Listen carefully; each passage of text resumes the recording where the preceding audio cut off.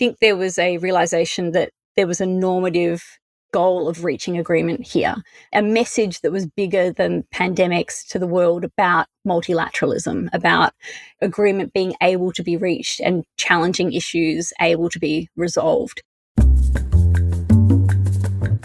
Welcome to Global Dispatches, a podcast for the foreign policy and global development communities and anyone who wants a deeper understanding of what is driving events in the world today.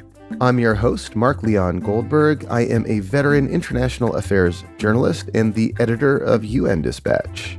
Enjoy the show.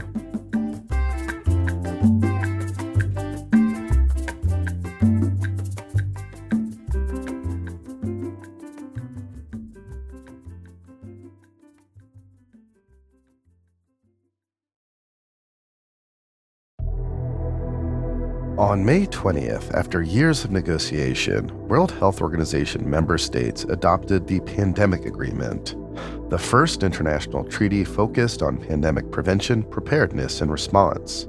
Developed in response to the shortcomings revealed during the COVID-19 pandemic, the agreement emphasizes equitable access to vaccines, diagnostics, and treatments, and promotes international cooperation in disease surveillance and health system strengthening.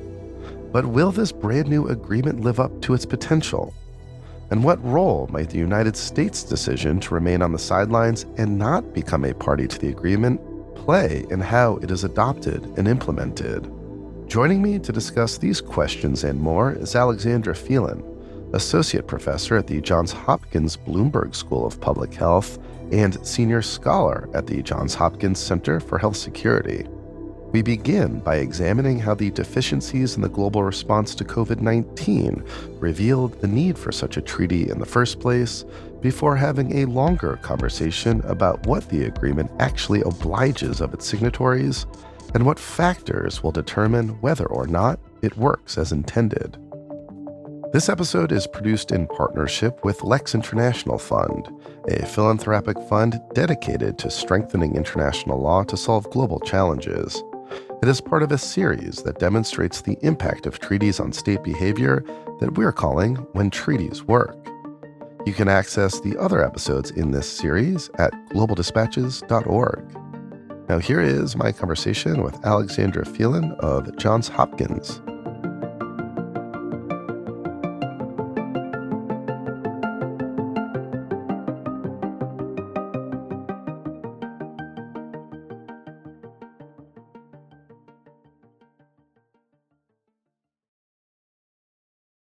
So, Alexandra, this agreement was negotiated in the backdrop of the COVID pandemic. What were some of the key deficiencies in international cooperation on COVID that led governments to think a new agreement was a worthwhile endeavor in the first place? It's a great way to frame it because I think there were some key deficiencies in our global governance for pandemics, and there were also some perception issues. Whether they actually reflected the deficiencies or not is another question. So on the deficiencies that did exist, what we saw throughout the pandemic, particularly over the course of 2021, which is, really when the timeline for these negotiations were kicked off, was profound inequities in global access to vaccines, particularly between the global north and the global south, with countries in the global north securing not only vaccine supply through prior and advanced purchase agreements, but also through the use of things like export controls, through constraining how that supply could be distributed, what was made available, to more equitable distribution measures that were set up.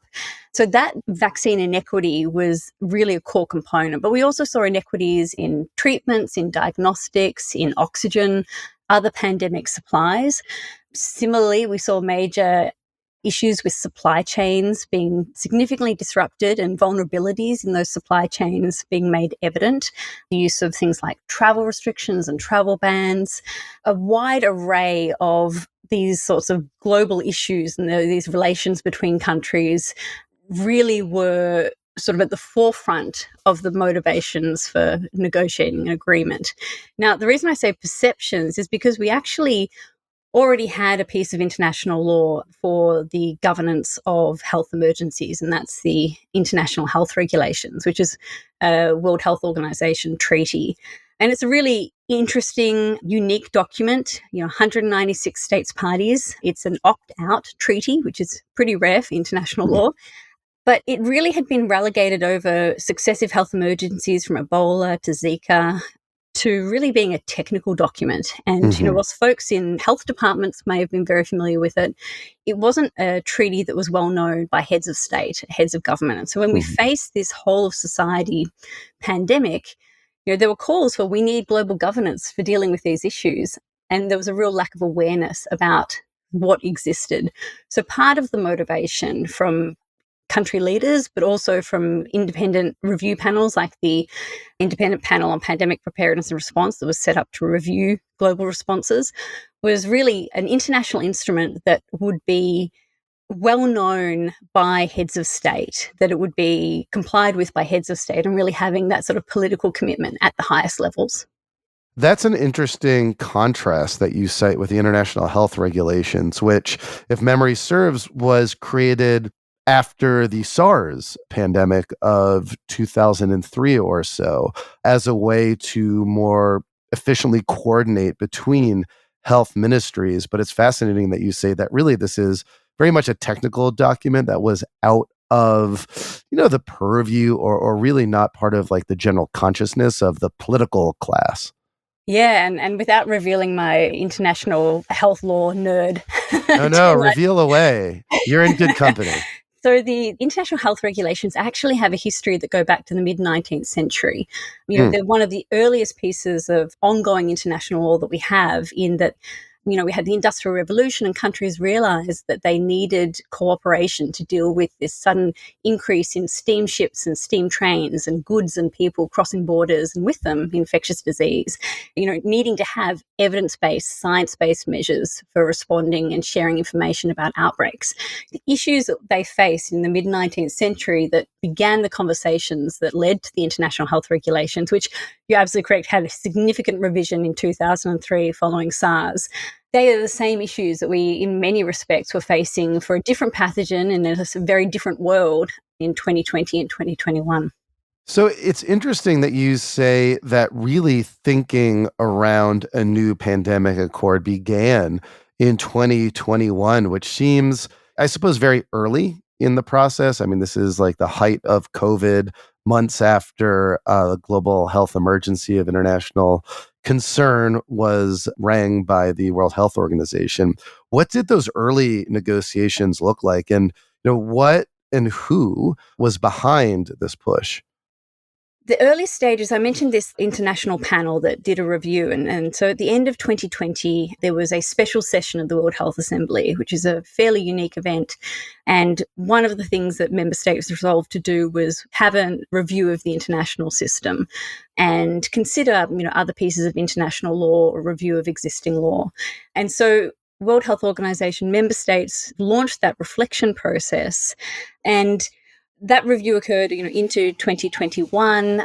One of its recommendations was, the development of a new international instrument. They likened it to a framework convention like we see in the climate change space, and with the political motivations and commitments like we saw with the Paris Agreement for climate. And I have to declare I was an international law advisor for that panel, so was involved in that process. But at the same time, there was a call from the European Council President, I think Charles Michel at the time, had made this call that we need international law for cooperation around pandemics. And I think when it was first mooted, there was a sense that pandemics are whole of government. We need to really have this out of the UN General Assembly to be capturing whole of society responses. But I think the World Health Organization, in particular, Director General Tedros, quite insightfully moved quickly to sort of say, look, the appropriate forum for this would be WHO. And, I think there's been some back and forth on that, but essentially it very quickly became a question about should WHO be involved and should WHO member states look to creating a new instrument. And Following these reviews in 2021, the World Health Assembly resolved to sort of launch this process and established a series of parallel processes, including amendments to the international health regulations that were adopted last year in 2024, but also the establishment of an intergovernmental negotiating body, or INB, that would explore and begin negotiations and potential drafting of an international instrument for pandemic prevention, preparedness, and response. So over the course of what has essentially been 3 years, so an incredibly rapid timeframe, WHO member states through this INB have gone through various iterations of draft text. We started with very high level, very broad outlines that really captured as much as you could imagine thrown onto the page. And that probably took about a year and a half to get to an actual negotiating text. So when we think about how long negotiations actually occurred, we were, mid 2023, I think, when we actually had a negotiating text. And over time, that kind of got refined down to sort of these core issues with a degree of breadth that definitely, I think, pushes the edges of the WHO's mandate in a way that is, I think, a positive, a way of broadly thinking about health across all of society, but very much more focused on this pandemic prevention, preparedness, and response. Some of these core arguments early on were really about what is the form of this instrument? What type of instrument should we create? Should it be a little bit like the IHR and their unique structure? And then over time, the sort of what are the core bargains that underpin this agreement? And we can sort of get to, where the negotiations really hit points as, in the last year or so in particular. Yeah, I'm interested in going there, and I'm glad you explained the process because one of my dictums, as regular listeners know, that, around the UN process really determines outcomes in these kinds of situations. And so it would seem that placing the negotiations directly in the World Health Assembly and at the World Health Organization really kind of directly resulted in the document that was agreed just a few weeks ago at the latest World Health Assembly. So can you describe what were some of the key points of contention going into these negotiations and how were they resolved? Yeah, so I mentioned the sort of motivator of vaccine inequity. And so a core underpinning goal of the treaty was equity. And there were obviously very different views on how do you actually realize and operationalize equity and what that looks like. And so a range of broader issues that had kind of been sitting unresolved prior to the COVID-19 pandemic were sort of brought into the scope of this question about equity. And so the first one is an issue that might be familiar to some people that work in the biodiversity space, but it's the idea of pathogen access and benefit sharing. And pathogen access and benefit sharing, which is shorthanded to PABS in what it ends up being in this treaty, is the idea that when countries share their pathogen samples, so these genetic resources or the genetic sequences from these samples, that is then used to investigate an outbreak, study an outbreak, understand the pathogen, and also develop vaccines, therapeutics, diagnostics that are then used to respond. And there have been a number of international incidents over the years around the exploitation of genetic resources and then the inequitable sharing of the benefits that arise from the use. Meaning that, for example, there would be an outbreak of something, say, in like sub-Saharan Africa, and, local health authorities would send their pathogen samples to maybe their national reference labs, which would then pass it along to Western countries that would develop some sort of therapeutic or vaccine, but then that country wouldn't really have access to the therapeutic or vaccine that was created based on information that they shared. Precisely. And I think there's that practical aspect that, getting the practical access and not having to rely on charity. But there's also this kind of reparative aspect that, that these vaccines, diagnostics and therapeutics wouldn't exist but for the sharing of that genetic resource. And so it's not simply the product, but it's the broader profits, the scientific acknowledgements. There's this kind of inequitable distribution of the benefits that derive from that resource. And so that's kind of a bigger discourse that's been occurring around colonialism and extractivism that has been addressed in other forums, like in the Convention on Biological Diversity and its Nagoya Protocol. And pathogens was kind of this specialized resource that this tension had not really been resolved. And so in the mid-2000s, there was an incident with Indonesia withholding influenza samples of H5N1 in this kind of same sort of tension that led to a piece of non-binding international law called the Pandemic Influenza Preparedness Framework. And this kind of was all in the backdrop that, really meant that what brought to the table very early on in the pandemic agreement negotiations was, hey, is this an opportunity for us to address the fact that we don't have a system to deal with the access to pathogen samples and their sequences and the equitable sharing of benefits that arise from their use, which, include vaccines. And that's really where we tag in that vaccine inequity issue. So how did the agreement in the end address this pathogen access and benefit sharing, or PAB system? Yeah, so what we have in the final text that, as you mentioned, was adopted at the World Health Assembly a couple of weeks ago is some sort of core commitments and agreements around establishing a PABS system, a pathogen access and benefit sharing system, that would treat on equal footing obligations to, share pathogen samples and sequences. And countries agree that for science and for public health response, we need to share samples and sequences rapidly and comprehensively. And then on equal footing, the equitable sharing of benefits, including vaccines, diagnostics, and therapeutics. What they agreed in the text of the agreement was that sort of high-level principle, as well as the skeleton structure of the core bargain. And that is that manufacturers, so here we have industry, that participate in a system where they get access to these samples and sequences, will be required to commit a target of 20% real-time production of pandemic products produced from those or developed from those resources, with a minimum floor of 10% donated to the World Health Organization and the remaining percentage up to 10% to be determined based on the nature of the manufacturer. So there's a lot of kind of definitions that we need information on, like, what pathogens are included in this? What is a participating manufacturer? There's a lot of kind of the detail that isn't resolved in this text. And so although the core bargain is there, that has been pushed to what's been called a PABS annex. A classic diplomatic tool of kicking the can down the road. There is this big picture agreement that we need this PAB system, but the actual details and mechanics of it are for subsequent negotiation.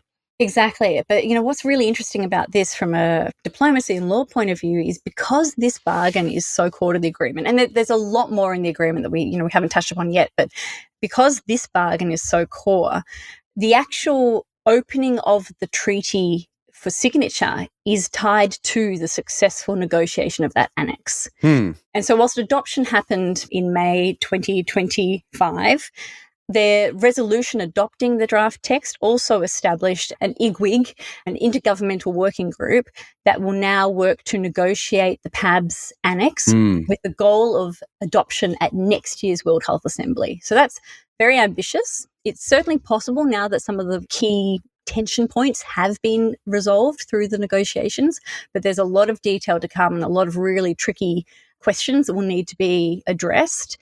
And then if that PABS annex is successfully negotiated and adopted at a future World Health Assembly, then the date for opening of signature will be set for the whole agreement, and entry into force to then occur after there are 60 parties plus 30 days. So what else would you consider key elements or highlights of this agreement? I think the first thing is these principles, that this is an agreement that is underpinned expressly by the principles of solidarity and equity.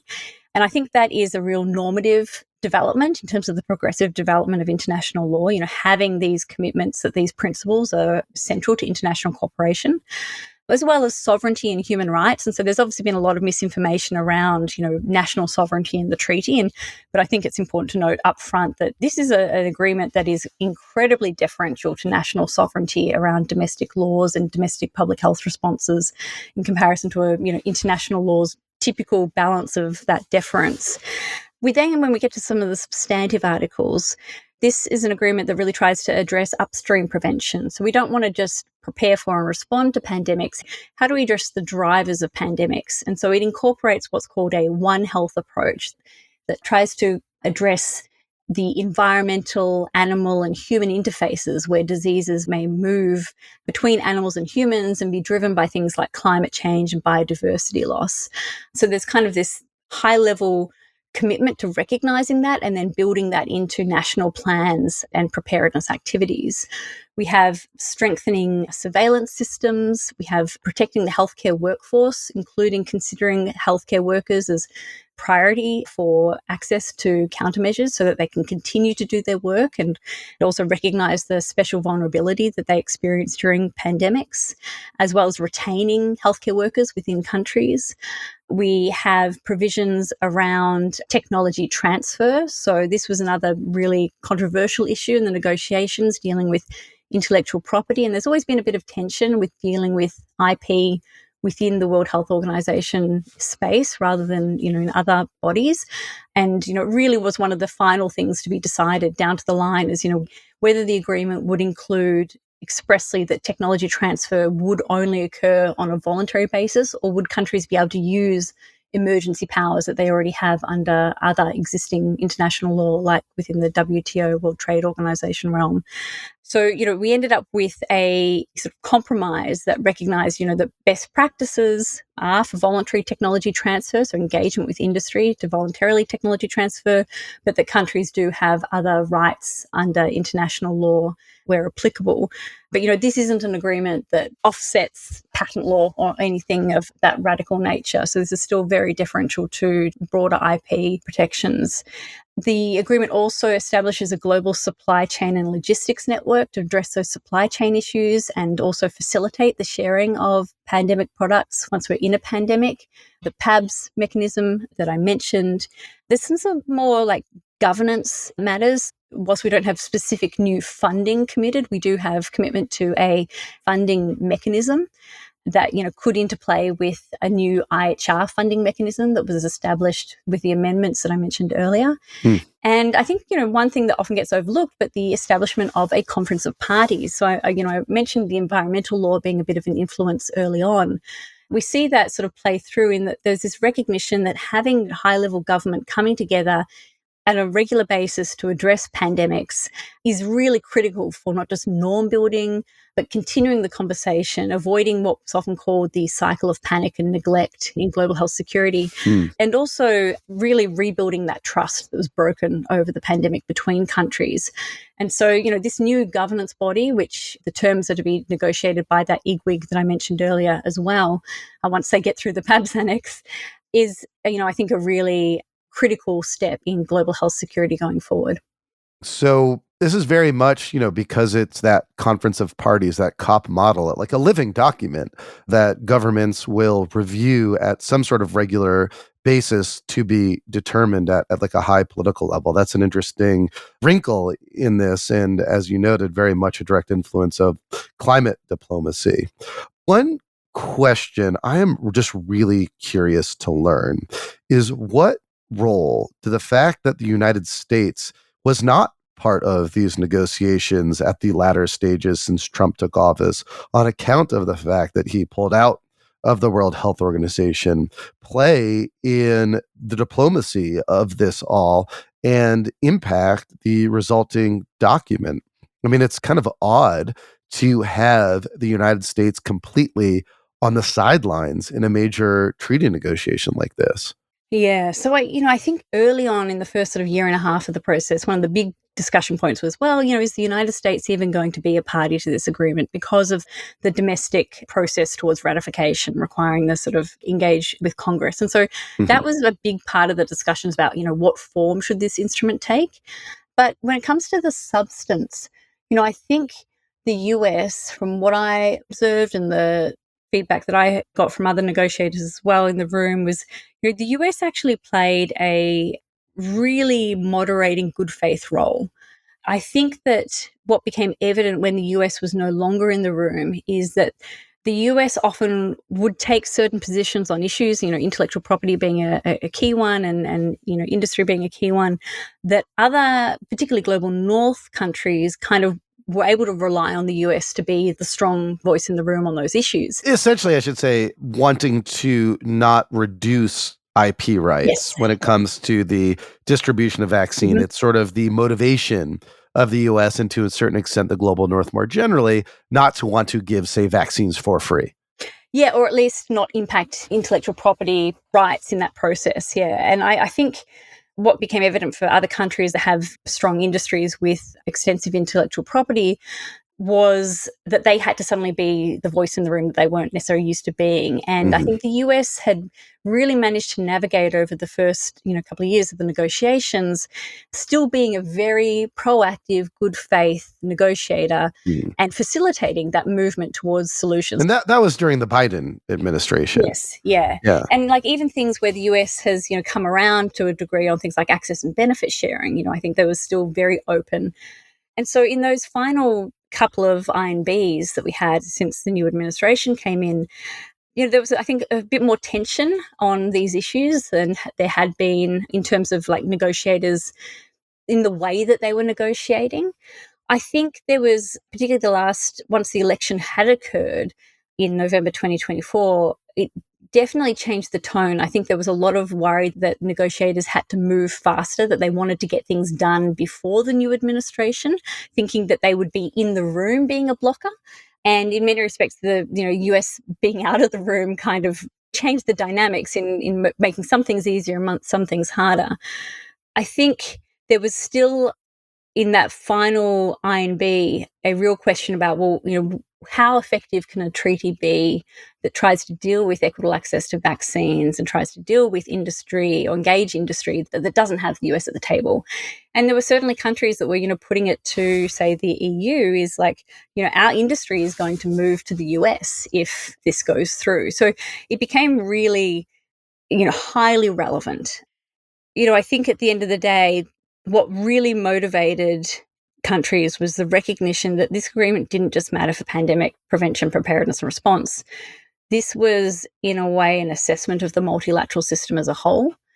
And with the disruption that the US was happening, not just to WHO and global health, but, the broader impacts on, where EU was prioritizing global health versus security and having to pivot where it was funding things, I think there was a realization that there was a normative goal of reaching agreement here, a message that was bigger than pandemics to the world about multilateralism, about agreement being able to be reached and challenging issues able to be resolved.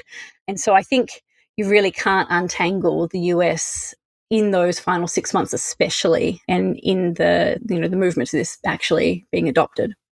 So our conversation today is part of a broader series that I'm calling When Treaties Work, that examine how international law and treaties have positively impacted and affected state behavior. However, this pandemic agreement is brand new, so there's no real body of evidence yet to suggest that it is or isn't working. What will you be looking towards in the coming months or years that will suggest to you that indeed the pandemic agreement is working as intended? It's a great question because I think, some of the metrics I've seen previously are things like, does the treaty achieve its objectives and its aims? And that is, often quite an interpretation as well. I think the first thing I'll be looking for is, are countries reporting outbreaks? Are they sharing information? Are they sharing samples? Are they sharing sequences? And some of that is stuff that isn't necessarily expressly covered by this agreement. It's sort of the IHR or more broadly normative practice. But I think it tells us a lot about, has this agreement begun to repair trust? Has the inclusion of things like PABs and equity and solidarity given confidence to countries around the world that they can openly and transparently share samples and sequences and know that there will be access to the benefits that arise from the use of those samples and sequences? I think we may not get a pandemic within our lifetimes to see, have we prevented the next pandemic? And it's one of the perpetual challenges of public health is, when it works, it never gets recognized. So, it's going to be very hard to say if we don't have a pandemic, was it because the pandemic agreement really got countries acting to prevent pandemics or prepare, to stop outbreaks from becoming pandemics? But there's kind of an absence of evidence challenge that public health always kind of faces improving. It's about investment rather than cost. So I think seeing how the COPs develop will also be really key. Do countries continue to come to the table and prioritize global health security and global health equity by using the COP as an opportunity to progressively develop international law in this space? And so it's a little bit of a hard one, because I think the greatest, success of the agreement is going to be that nothing happens. Well, Alexandra, thank you so much for your time. This was really helpful. Thank you so much for having me.